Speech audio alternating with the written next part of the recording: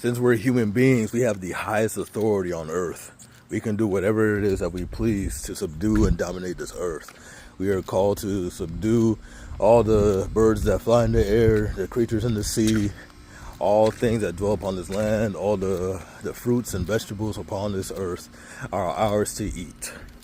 God put it here, gave us rain so that we can enjoy this for free. It wasn't something that we had to pay for. This is the right that we have as human beings, as the highest authority.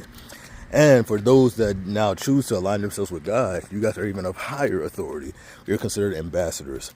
Ambassadors are people that spread the culture of the kingdom that they're from onto the place that they're at. So if you're an ambassador of England coming to America, you would spread the culture of England onto America with fish and chips and that, you know, their customs to the queen or whatever the case. So since we're ambassadors of Christ, we're meant to spread the ways of God, you know, loving God with all our heart and loving our neighbors as we love ourselves. We're meant to be spreading, like, we're not meant to be cursing.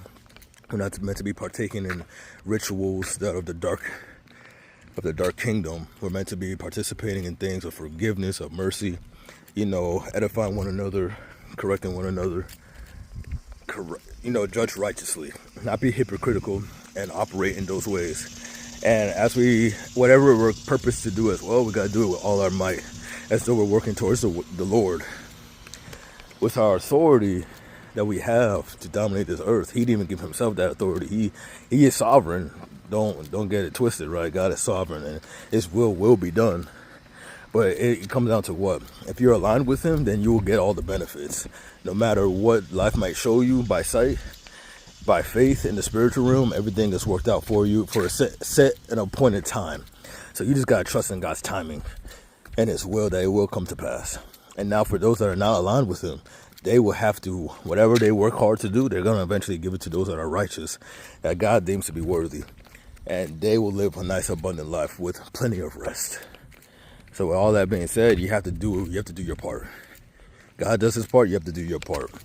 If you're expecting God to do your part, then you're in the wrong. We have super high authority. We have the ability to bind and loose demons. Ever since Jesus came down, we have been redeemed back to the ability to bind and loose the dang demons and loose upon us great spirits.